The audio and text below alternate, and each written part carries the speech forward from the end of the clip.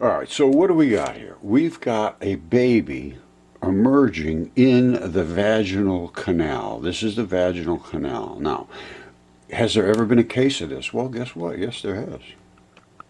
Okay, my outstandingly wonderful friends, we're going to go over some very interesting stuff today, and it's going to be a little, hopefully it's going to be kind of funny and we'll have a good time, but we're going to learn a lot.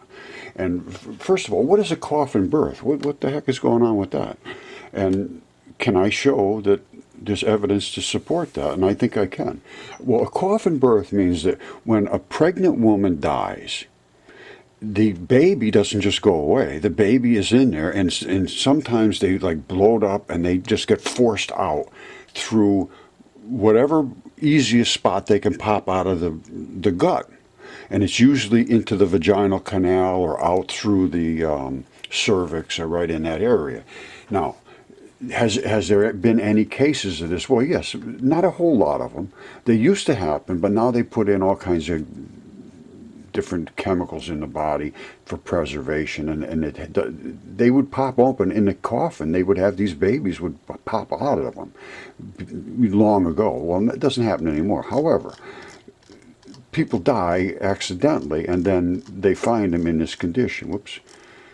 I had one here, 2005, it said. Where is that? In 2000, there it is, in 2005. The body of a 34-year-old woman, 8 months pregnant, discovered in her apartment in Hamburg, Germany. The body was bloated and discolored, and upon initial examination, it was found that the head of the fetus had made its appearance in the vaginal opening. Let me just, here it is right here. At the autopsy, medical examiners found that both the head and shoulders of the fetus had emerged and concluded it was a case of post-mortem fetal extrusion in progress. The woman who had given birth twice before had died of a heroin overdose. Anyway, so let me show you what I can show. Well, let's look at a vagina. See if we can find one that shows this particular situation. Very unusual. However, I think I can show you one right now. Okay, my outstandingly wonderful friends. I'm going to have a little fun with this today, but it's going to be very, very, very serious. And what are we going to be talking about? Well, one of my favorite subjects, vaginas. So, I want to tell you something. I have two sons. They're both older now, and they're on their own, and they're both very successful. And I taught them about vaginas just after they got out of diapers. Now, why would you teach a kid about vaginas and about your anatomy and your private parts of your anatomy? Well, you teach them about that to teach them that these are your things. These are your special things. They're not for anybody else just to play around with. You don't want them to have to experiment on their own without having any information to go by. And they should be taught that this is something that it belongs to you, and nobody should just steal this from you. These are the kind of things that you need to stand up for yourself about. And the kids don't understand that. They see it as all mysterious, and they want to investigate, and then they get into trouble. That's what I thought. So, and it worked for me. I don't think either one of them's a pervert that I know. They're both successful. They have both have women. They're quite happy as far as I know, and they've never been in trouble. And I think you should know everything about everything. And if you know everything enough where you can discuss things without everything being a mystery, then life takes on a whole new meaning. It becomes an investigation of, well, what the hell are we doing here? Where do we come from? What is our eventual end? And what can we make of what we see on Earth? That's a giant. That is a giant human vagina. Case closed. Now, I also know from research with other people that it appears that this was a pregnant giant. And this is the baby's head. And in floodwaters, they swell up and they try to expel the baby. And you see this little, it's actually the tissue is separated, almost got popped right out of it. I believe that's the arm and the shoulder and so forth. And it's trying to be forced out. You see this side perfectly normal. This is not supposed to be there. And you can see a baby's face there. You know, if you look at it carefully, it's very hard to miss that. And you can see that the tissue is separating. When a tissue separates, it's ruptured. It's trying to force itself out. Now, we're going to, like I say, I study this stuff. I don't just look at it and say, ooh, look at that. Well, sometimes I do, but I study it, and I'm sorry, I can't help myself. I have a little fun with this stuff. This is just the way I am. Now, anybody that doesn't understand what they're seeing here should have been taught like my kids were taught to understand. And this little seam right there, that's the seam that fuses your gut together. There's a blastula ball that forms, and it ends up inverting, going inside of itself and sealing back around. And that's the seal. And inside is all your guts. That's where your cavity, your abdominal cavity is. And that seam splits when the water, it's right down, exactly down the center of your body. And it splits because of the expansion of soaking the body in long duration floods. And this green stuff is moss growing on here. And the pink stuff is literally bloody tissue. And moss loves blood. Okay, so I'm talking to this guy the other day, and he says, where you originally from? I said, well, a vagina. So anyway, let's just get into what is it about where we came from. I mean, we all came from the same place. Now, how did all that happen, and what is the cycle, the menstrual cycle, and how does that work? And what are the barriers that have to be set up in order for this baby to be isolated? And what nutrition do you need to make sure that your baby has these barriers and is capable of creating the substances that are required to make a healthy baby? This is the kind of stuff you should be studying, because this is what your whole life is going to be about. When you have kids, if you have unhealthy kids, it could be just that you're unhealthy yourself. And if you don't have the right chemistry to create the right substances, that baby's not going to have the right starting point. And that's just absolutely critical. And the bacteria is what creates the substances in your body. It's bacteria. It's literally 99% bacteria is the support system of your immune system. And the reason that is because everything has a layer of tissue on it called a membrane. And it separates the good stuff from something else, bad stuff or food or whatever it is. But you don't want anything getting through that membrane to attack your good stuff down below. And what causes that membrane to be a protective barrier? It's just not just a piece of rubber in there. It has to be supported with mucus. You all know what mucus is. You cough it up, you sneeze it up, you all kind of mucus, and it is a product of a layer of literally barrier to keep the nasty stuff out and keep the good stuff on this side. The bacteria is not there, you're not going to have the mucus. So, and they live in that layer of membrane. That layer of membrane is absolutely critical. And in the cervix and in the abdominal cavity and in the intestines and in all of these areas, you have so much bacteria. You have more bacteria in you than you. You are more bacteria than you are you. I'm not kidding you. Even your poop is more bacteria than poop.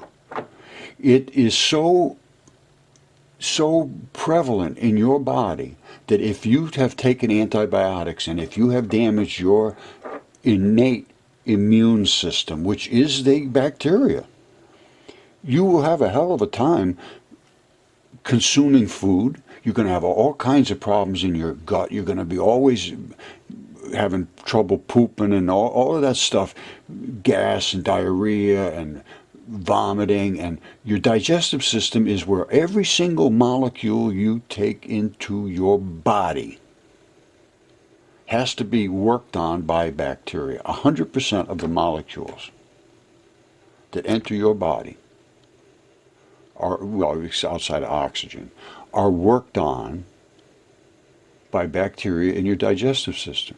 It's 100%.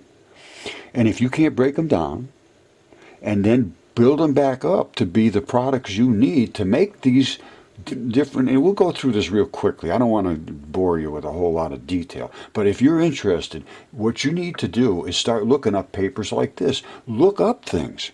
Don't just take somebody's word for something, because most people don't know what they're talking about. They haven't done the work. They haven't looked it up. Somebody told them to say that, and they say it. And that's what the teachers do. And the teachers really can't say what is true anymore, because they'll be fired if they do. And because everything's changed, and education will not change with the changes. This is the issue. This is my real issue. Now, I just said, the issue with me is education will not change with the new knowledge.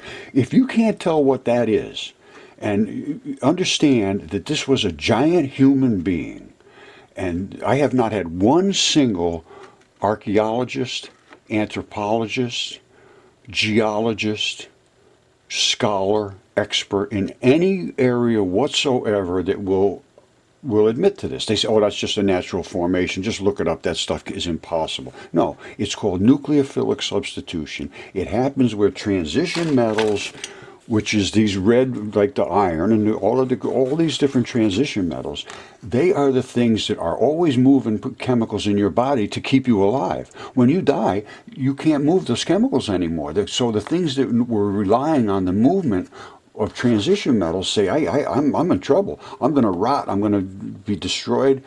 It says, well, here, I'm in the water. I can move through you in the waters, and I'll bring you something here that will lock onto you and keep your chemistry stable. And then after the water goes away, you'll dry out, and then you'll turn into things like this. This is what happened like bones. That's a bone. That is a bone. And everybody loves the goose. There's my goose. And there's his feathers. You see that? There's the feathers on the goose's head. And all these things died flat. You see that? That's the other side. It died flat, laying like this in a flood. And that's where the neck would come down and come like this. And when it lifted up, it snapped right off. And that's where the neck is. You can see the structure of it, but you cannot see. It's called nucleophilic substitution. What was here is now substituted by a new mineral compound that comes in and attaches and stabilizes. Just like I said, these kind of things here. And sometimes it's mostly, my stuff is mostly mud fossils like this. It looks like mud. Well, that's because it was in a wet, muddy area. And mud is nothing more than bloody tissues that have eroded away, and they form around that body, this happens to be the goose head, and it invades it with whatever chemistry is in the surrounding material. And if it's mud, it's mud. It turns into a mud fossil. If it was like a clear, like this, is just turned into meat. This has been sitting around here 10 years. It came out of the ground. It looks exactly like a piece of meat. Absolutely exact. And I have pictures of it from then. I have all kinds of stuff here that proves exactly what I'm saying. And the problem is education won't change or they won't even look at it. They refuse. Yale refuses to look at anything I have. And I have DNA, I have CAT scans, I have specimens, I have I have anatomists, I have everything. And 100% refusal from every single institution, not just Yale, but Yale's right down the street from me, and they were the ones I went to be going to the top people, and I go to the top of everywhere, and I have found at the top of everywhere couldn't care less about reality. No reality lives in academia. None that I can find. Zero. All right, I've tried literally everybody. I had a long discussion with Harvard, and at the end they said, everything you said makes sense, but if you read the books we read, you wouldn't be saying these things. Well, they refused to discuss anything with me. This is Origins of Life Initiative at Harvard. Yale refuses. Everybody refuses, 100%. So what do you do about that? All you can do is do what I'm doing, is putting out videos that show the proof of what I'm talking about. I'm not just guessing. They're the ones that are guessing. Okay, just a little update. I never did hear back from this guy, this Greg Epstein, who is talking about good without God. He's the new chaplain at Harvard. And I emailed him, and because he's the new chaplain. So which is great. He's a humanist. I loved all the things he said. He sounds like a really nice guy. So I figured, well, here he is. I'm talking about giants. I'm talking about things in the past that really change everything. If he's a chaplain and he's talking, because Harvard was founded to study Jesus Christ. And now this guy, apparently he's an atheist. Basically he's an atheist. He's talking about how you can be a good human being without having anything to do with God. And I that's fine.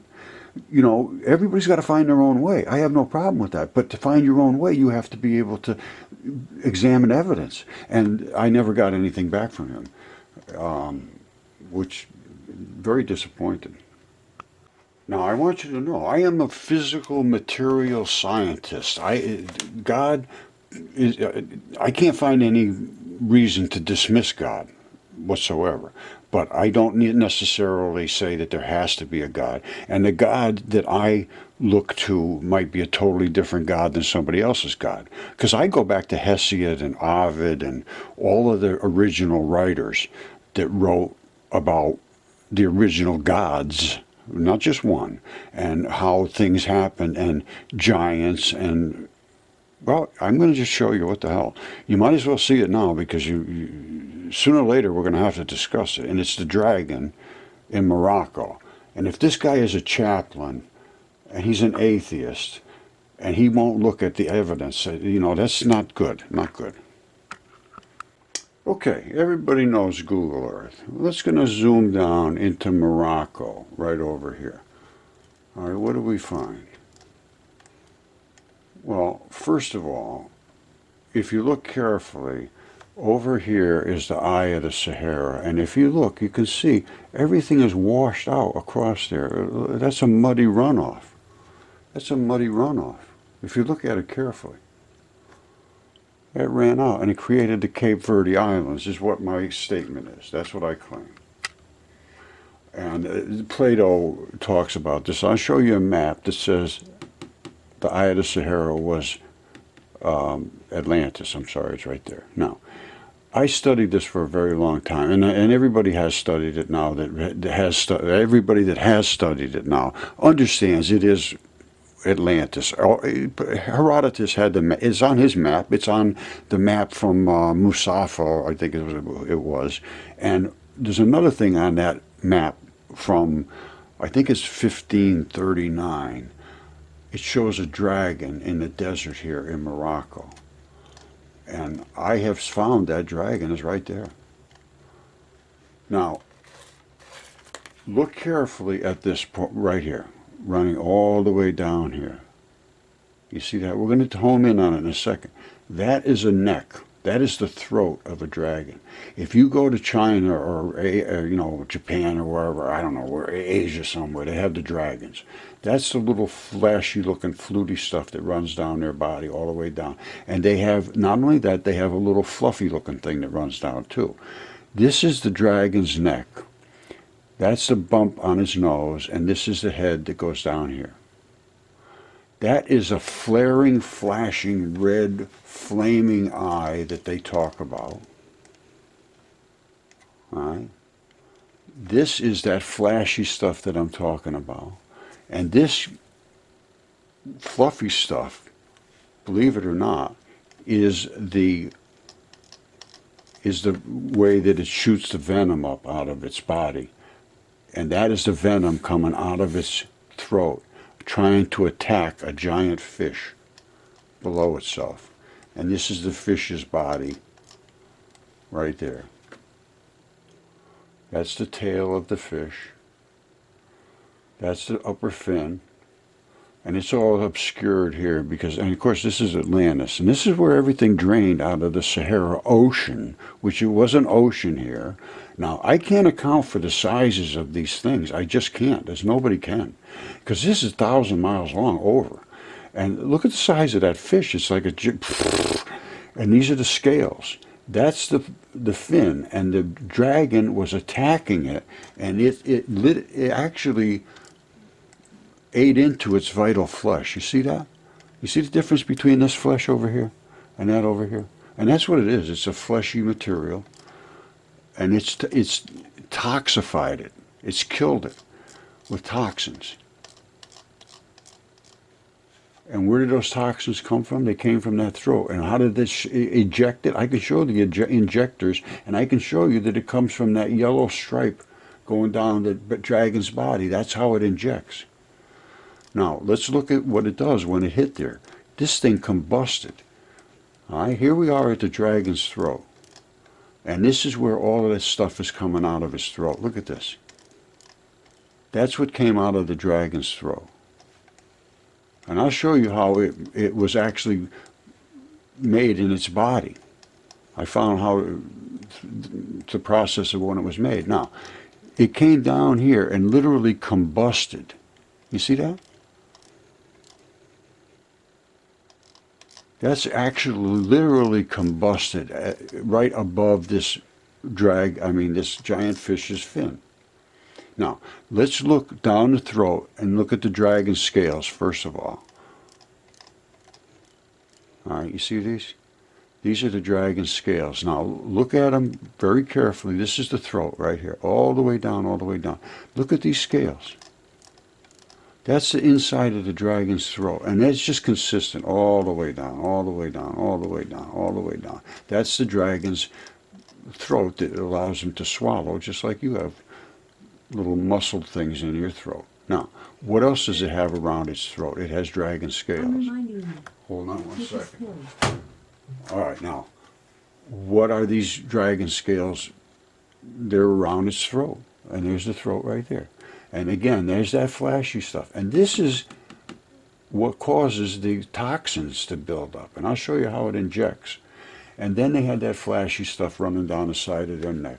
But these are the dragon scales, run all the way down. Now, you see how they have like little plates and then a crack, a plate and a crack, a plate and a crack, a plate and a crack, a plate and a crack. Well, that is how the thing can flex its neck and so forth. They have to, if it was just one big gigantic straight thing, it wouldn't be able to bend.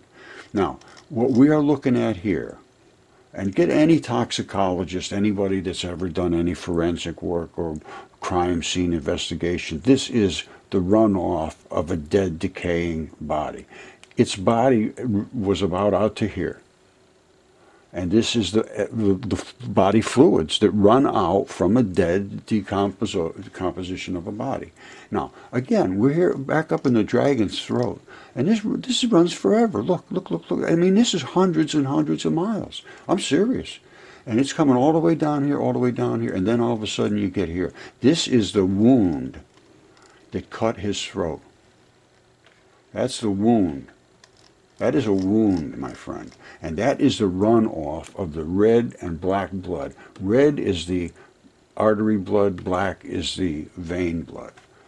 And you go to any crime scene investigator, they can tell you that. And that was a slash of something. Now, how that happened, I'm not sure. But I have found other places that are damaged as well. Like right there seems to be possibly a cut. You see that? The one up above was the big one. This one here is running off some blood, but not like the one up above. And then there was more down here, some other cuts here and there. It looked like it was in a battle with something. And that is talked about in the ancient text. And if this was Typhon, which it very well could be, because this thing is not just stop here.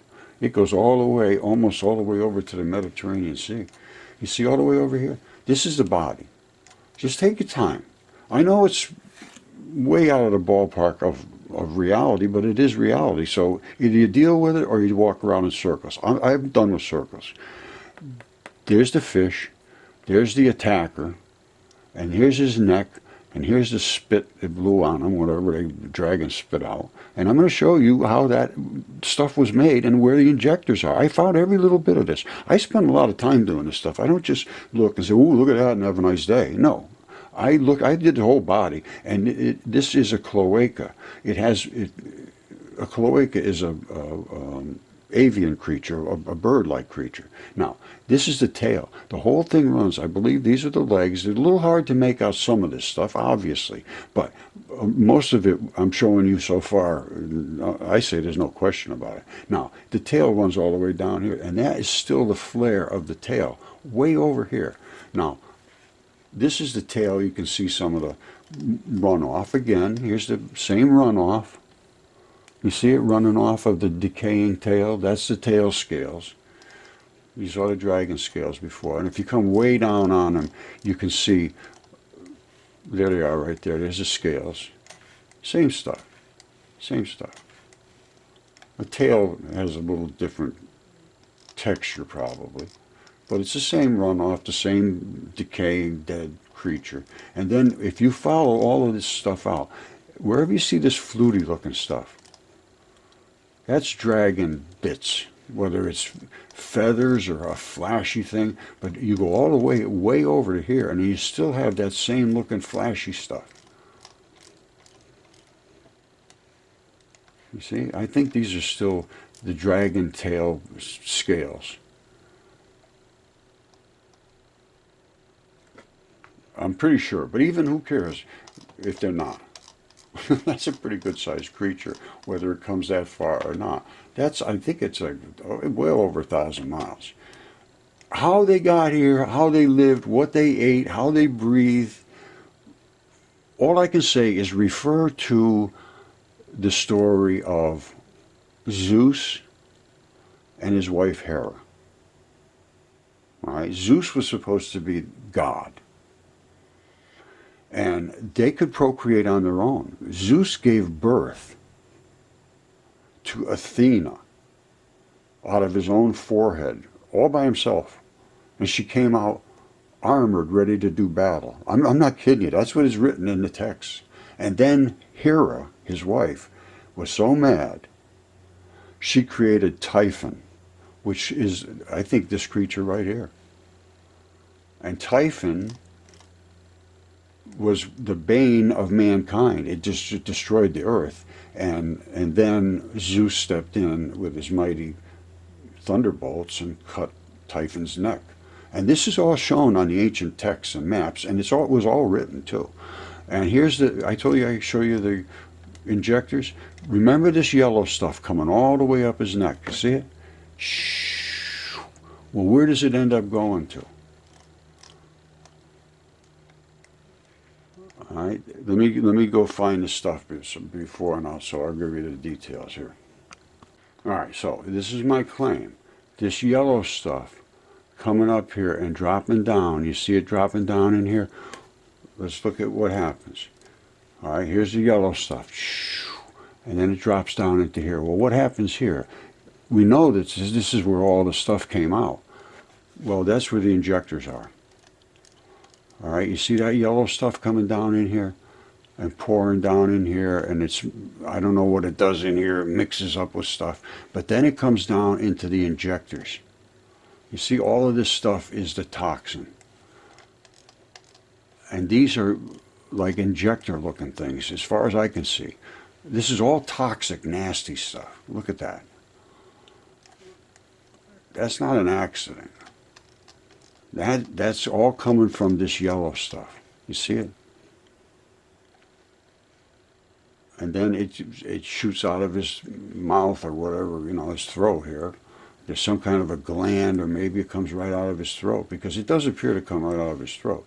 This is the throat. Let's follow it up. All right, we got the yellow stuff coming up, this nasty toxin stuff. Still in the throat. We're still in the throat. Let's continue on the throat. It gets a little confusing here, but this is the throat. Now we're in right under his nose, I believe. Well, there's the nose right there. We're right under here. So it's shooting out apparently right from this area here, it looks like to me.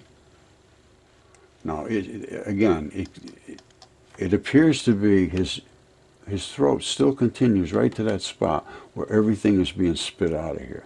Now he's laying in his own spit, and it ate into his own body, it looks like to me.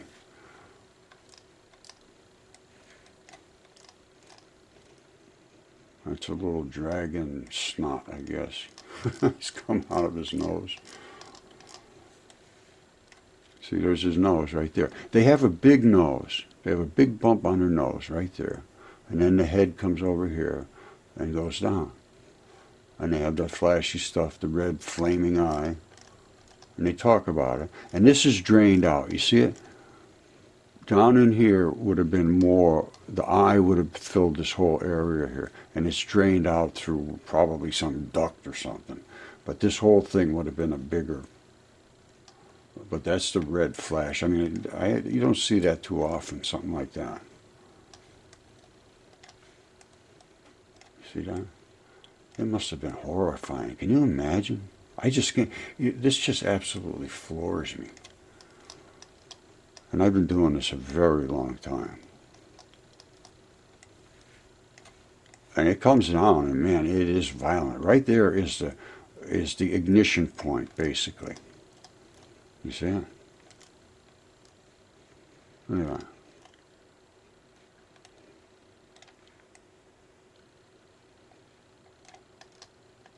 You all got Google Earth. You can come up here and dig around and look, but it's compelling. And of course, Atlantis is absolutely undeniable. And everybody puts it here. I'm going to show you the maps, but this is Atlantis right here. And it's loaded with docks that run all around itself. There's little inlets, and they look like they might still be the actual places where the boats hooked up and everything.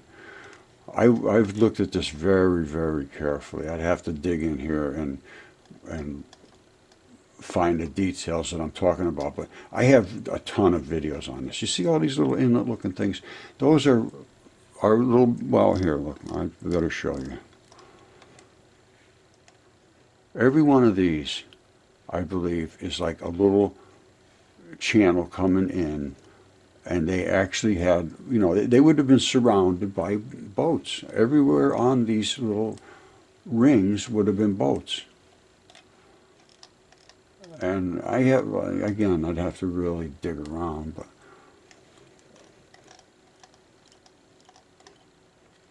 I believe these are all the little channels. And they would run between the rings. Anyway, the rest is just so obvious. And they've done the measurements. It's exactly identical to what Atlantis measurements were supposed to be, according to Plato and Solon and the rest. This is the straits that they talked about, and that straits is breached. You see that? This must have been their entrance from here into the Sahara Ocean. And there was some kind of a wall here, or you know, built up a higher ground, and it just collapsed here and let go through here, and all of this ran out over the top of Atlantis. And Plato said they would never speak of mud again. There was so much mud ran out during this event, and I believe it created the Cape Verde Islands, which are right there. And that's exactly what you would see. It would pile up in the front and then sort of drift off to the side, and that's the pattern you'd see. And they know that they said there was an offshore collapse. That's not an offshore collapse. That's a collapse right where Atlantis was. Just as Plato said, it collapsed. Atlantis collapsed, and everything ran over and out. And at that time, I don't know how these two could have lived in this area, but they were there. They're here now. I don't know. I can't speak for what happened. I have no clue.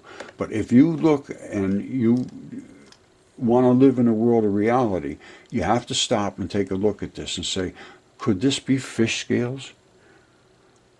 Could this Roger guy be right? Could he, or is he just a crazy guy? Is he just a tinfoil hat nutcase? Is he a religious fanatic?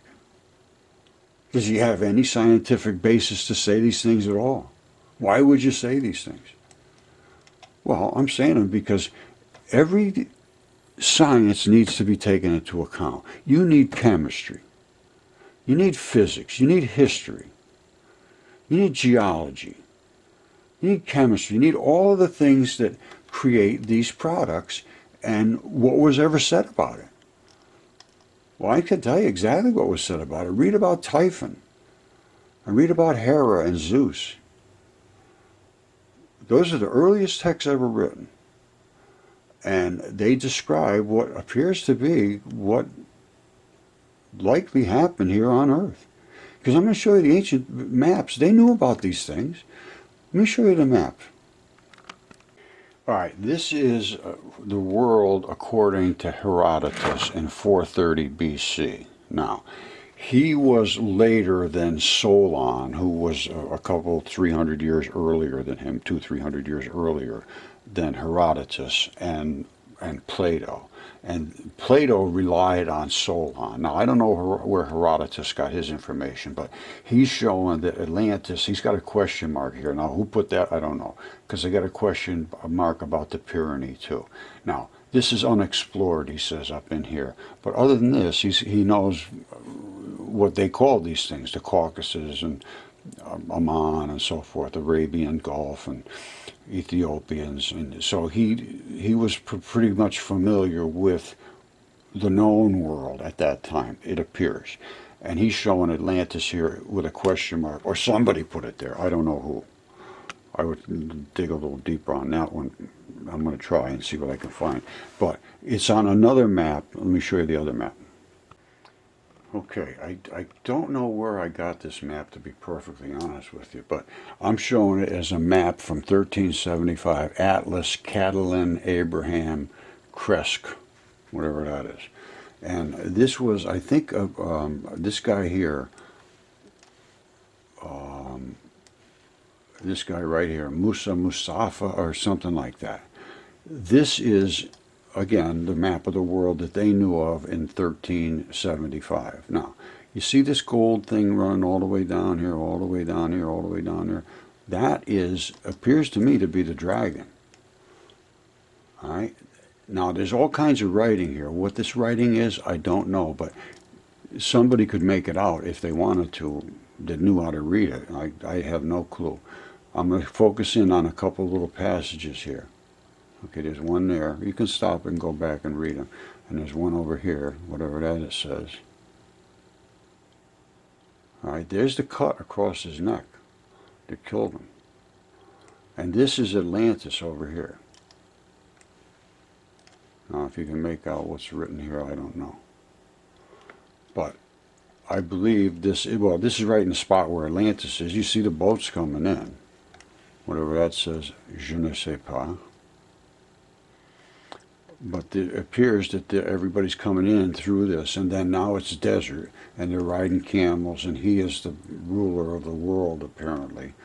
And they've got all of these coordinates going from here to there. This appears to be the dragon. It runs entirely exactly where the other dragon is that I showed you. Now, and there's so much going on here. This is absolutely incredible map. Like I say, I could probably figure out where it came from, but somebody may be able to get up with a link with it. But there's all kinds of information on this map that relates to what they knew then and who controlled what. Each one of these guys looks to be a ruler of a certain region. And who they were, again, I have no idea. And what all these little castle-looking things are, and they must have, like, there's some kind of a, they're all looking the same, so something's going on, whether they're the same religion or the same, it's some kind of little icon that means something, obviously. They're all over the place. This is a whole science in itself. To figure out what this means, what did they know? What did they think the world was like back then? There's a lot of writing on here. This all tells you the story of what they thought. If you could figure out what these icons mean and what all this stuff, there's the Red Sea right there. They knew all these things. Atlantis, the dragon, his throat is cut. And up in here they have dragons all over the place. Anyway, Let's see if I can come up with anything else for you. But this changes everything. And for having our education system turn its blind eye to this is very distressing. And I've been really at this for 10 years, really fighting a very, very hard war, and it just doesn't give. And they seem to be able to just make fun of me and not look at any evidence. It's very distressing for your kids. So what we need to do is to create our own alternative understanding of what reality is in a good classroom situation online, like they did under the COVID situation, where we had online learning and just a question and answer system every day. I'd like to do this for an hour or so every day, maybe 2 hours, whatever, and just have people do the Zoom and just ask questions and say, well, what about this? What about that? What about this? And we'll maybe have a topic for the day. I don't even care if we have a topic. Everything has to be looked at with new eyes now, 100%. Because I'm going to tell you right now, same thing with physics. If you haven't seen the stuff I've done on physics and the light research we did, it changes 100%. And they know it too. I've been working with a lot of the top people in the world. They're having a hard time coming around to my way of looking at things, but they're going to have to. And they realize it now. I just had I don't want to discuss who and what it's about, but you'll be hearing about it shortly. Here's another old map, totally dismissed. This they're talking about Babylon, Egypt, but I think I figured out this was Cairo, and this is the Giza Plateau. And look, they're built up, they look like they're on tree stumps. Now, I'm going with a different story on what these bumps are. We saw dragons have big, very, very big bumps, and they look like triangles coming up. Now, somebody apparently, and they're all over the place on the Giza Plateau. They're not just one bump, and that's what happens. Now, what all this means down here, I don't know. There's 1, 2, 3, 4. They're telling you what things are. Again, I can't read it, but there's a lot of information here if somebody could get to study this stuff and look. But I think this was a dragon scales. And they're all over. It's not just, it's on the east coast of the United States too, everywhere, 100% everywhere. The earth was covered with these dragons. And you can go to the other side of the earth and see them. Right over here.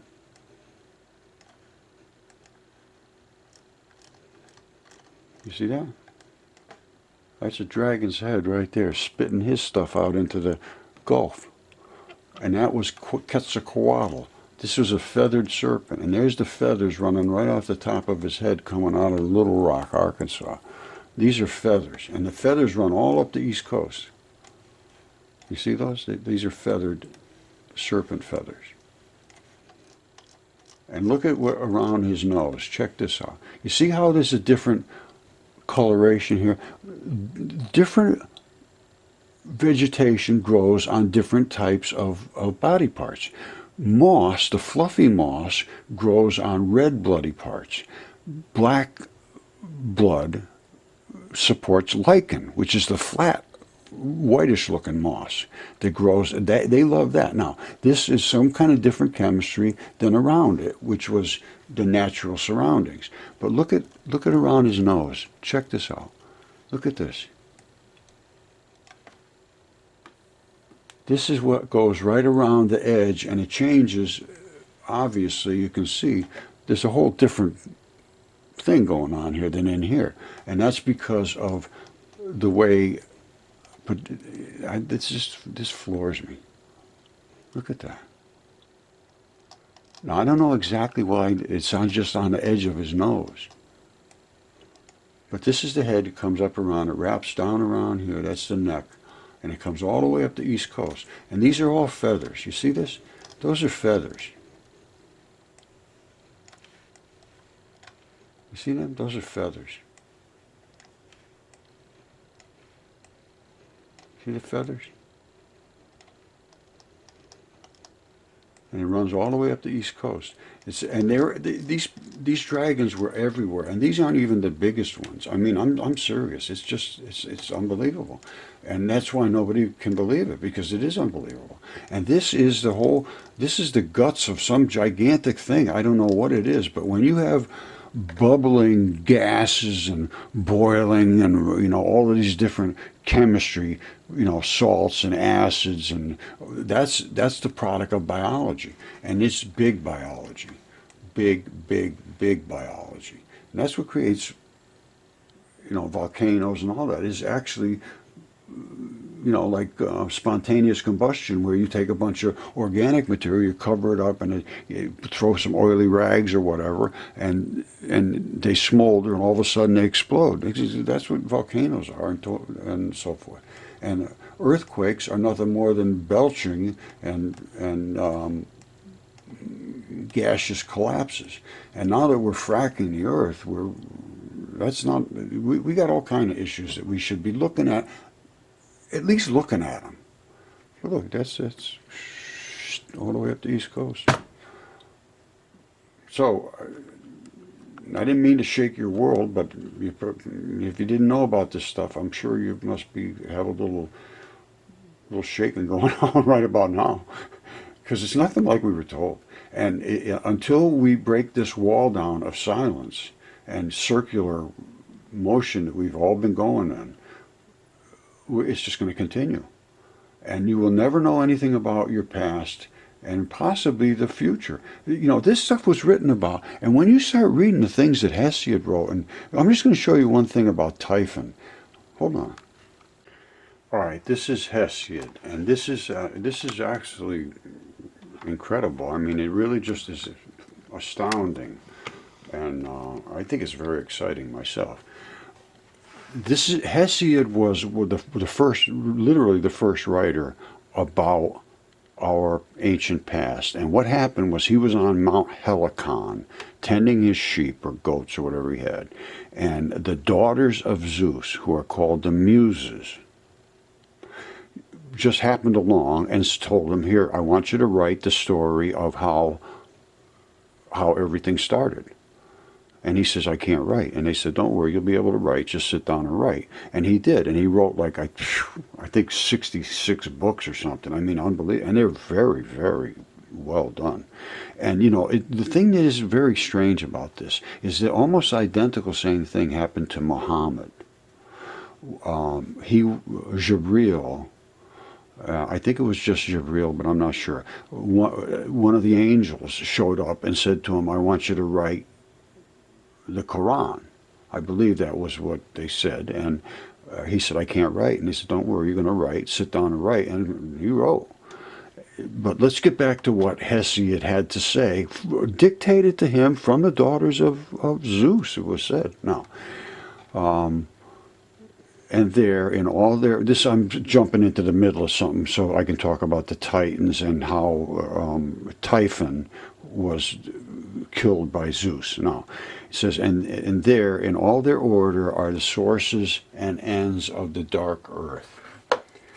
Misty Tartarus and the unfruitful sea and starry heaven, loathsome and dank, which even the gods abhor. Something to do with Tartarus. And there are shining gates and an immovable threshold of bronze having unending roots, and it is grown of itself. There's a lot of things that just happen by their own fruition. The gods could create things, they could give birth to things just on their own, just by themselves. So it says, and beyond, away from, now listen to this is important, away from all the gods live the Titans. Beyond the gloomy chaos, which I believe is the earth, but the glorious allies of the loud crashing Zeus have their dwelling upon the ocean's foundation. In other words, the earth on the ocean. Even Cotus and Gaius, but Briareos, being goodly, the deep roaring earth shaker, made his son-in-law, giving him Simoplia, his daughter, to wed. So he made his own son-in-law. It sounds like to me. Now let's jump to the next one. This is exciting stuff. It really is in my mind. Now, here's where we go from the Titans. Now, when Zeus had driven the Titans from heaven, huge earth bore her youngest child, Topheus, of the love of Tartarus, by the aid of golden Aphrodite. Strength was with his hands in all that he did. Now Typhus was Typhon. Strength was in his hands all he did, and the feet of the strong god were untiring. From his shoulders grew 100 heads of a snake, a fearful dragon with dark, flickering tongues, and from under the brows of his eyes in his marvelous heads flashed fire. Those are the fiery eyes. Fire burnt from his heads as he glared. You saw that fire coming out. There were voices in all his dreadful heads. Now, this is the thing I couldn't figure out, because I can't find the heads, but it says that Zeus burnt all the heads off. So anyway, there were voices in all his dreadful heads. He had 100 heads, which uttered every kind of sound unspeakable, for at one time they made sounds such that the gods understood, but at another the noise of a bull bellowing aloud in proud, ungovernable fury, and at another the sound of a lion, relentless of heart, and at another sounds like whelps, wonderful to hear, and again at another he would hiss, so that the high mountains re-echoed. And truly a thing past help would have happened. And truly a thing past help would have happened on that day, and he would have come to reign over mortals and immortals. All right, so he would have been the guy that reigned over everything. He would have come to reign over mortals and immortals, had not the Father of men, God, and gods been quick to perceive it. So they intervened, and he thundered hard and mightily, and the earth around resounded terribly, and the wide heaven above, and the sea and ocean streams, and the nether parts of the earth. Great Olympus reeled beneath the divine feet of the king as he arose, and earth groaned three. And through the two of them heat took hold on the dark blue sea, through the thunder and lightning, and through the fire from the monster, and the scorching winds and blazing thunderbolt. The whole earth seethed. The sky and sea and the long waves raged along the beaches round about all the rush of the deathless gods, and there arose an endless shaking. Hades trembled where he rules over the dead below, and the Titans under Tartarus who live with Kronos, because of the unending clamor and the fearful strife. This is some serious stuff. And if what I'm seeing is a lot of it was true, if all this other stuff is true, and it could well damn be now. So when Zeus has raised up his might and seized his arms and thunder, lightning, and lurid thunderbolt, he leaped from Olympus and struck him and burned all the marvelous heads of the monster about him. So he burned the heads off. I could never find those. But when Zeus had conquered him and lashed him with strokes, that's the cuts that I've showed you, Typhon, was hurled down a maimed wreck, so that the huge earth groaned, and flame shot forth from the thunder-stricken Lord in the dim rugged glens of the mount where he was smitten. A great part of his huge earth was scorched by the terrible vapor and melted as tin melts when heated by men's art in channeled crucibles, or as iron, which is hardest of all things, is shortened by glowing fire in mountain glens and melts in the divine earth. Through the strength of Hephaestus, he was the iron worker, even so, then the earth melted in the glow of the blazing fire, and in the bitterness of his anger Zeus cast him into wide Tartarus, and from Typhonius come boisterous winds which blow damply. This is some serious stuff.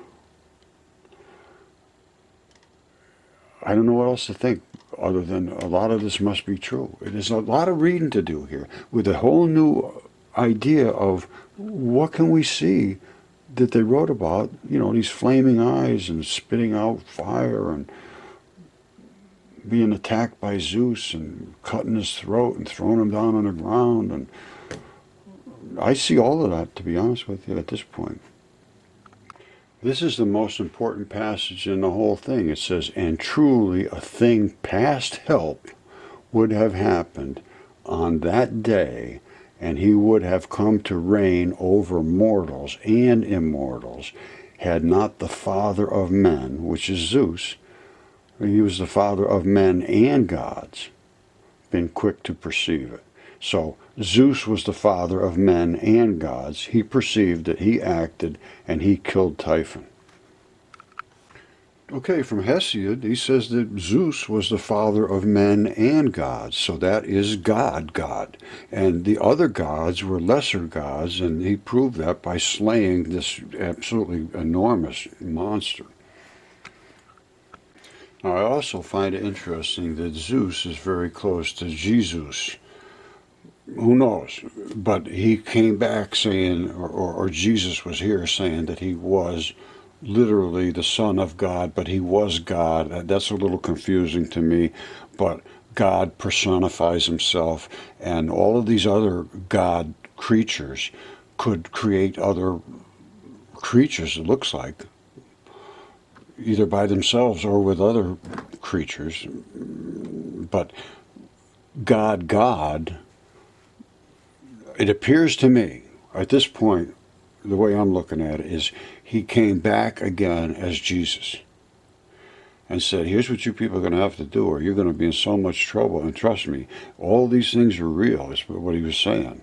And you better put your faith in me, or you're going to just, your souls are going to be condemned in that fiery dragon realm forever. I mean, how do you account for what is being said and what is able to be seen and what was written in the first words in history?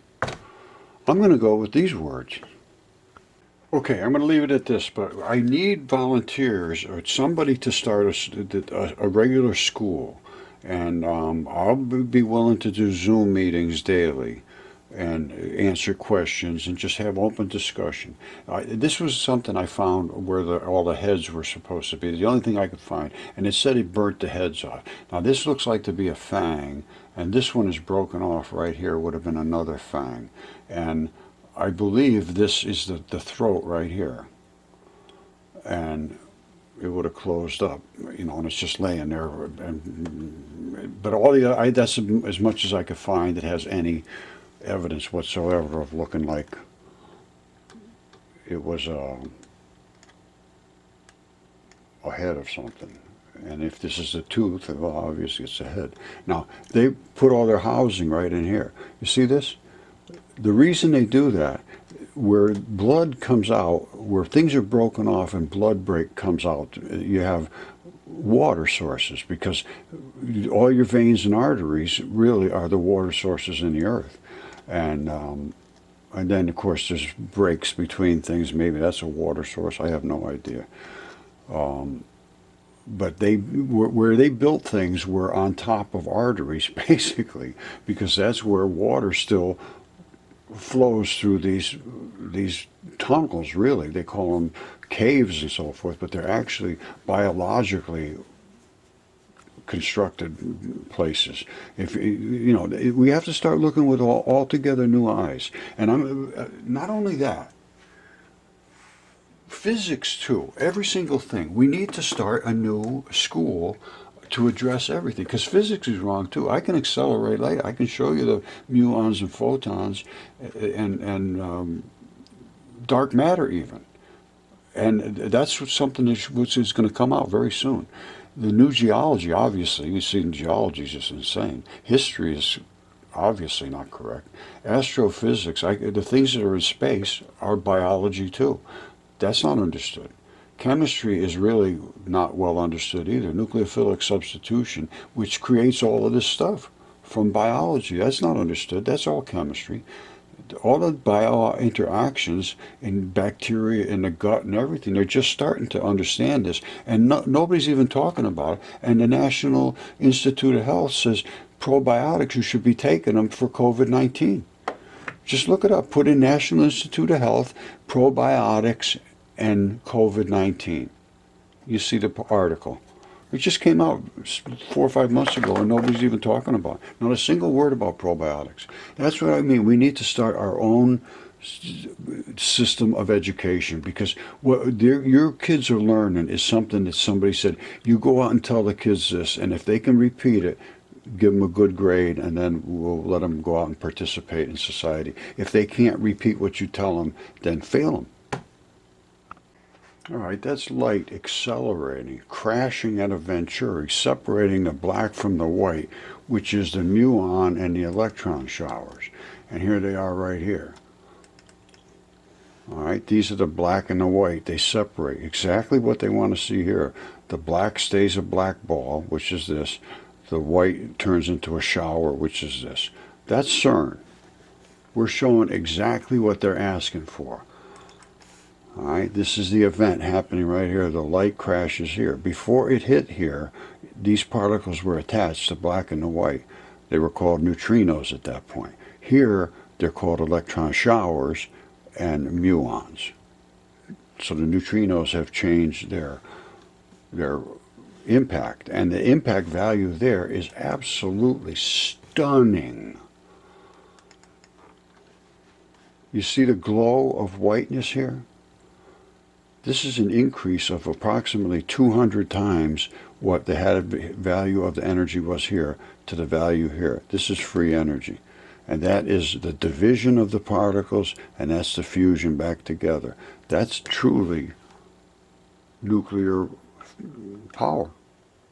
That's what a power plant does right now, a fission power plant. It fizzes and then it fuses. And that's what causes energy to heat. And we can store these as electrons. I've shown this over and over. So we need new physics, and that could lead to free power.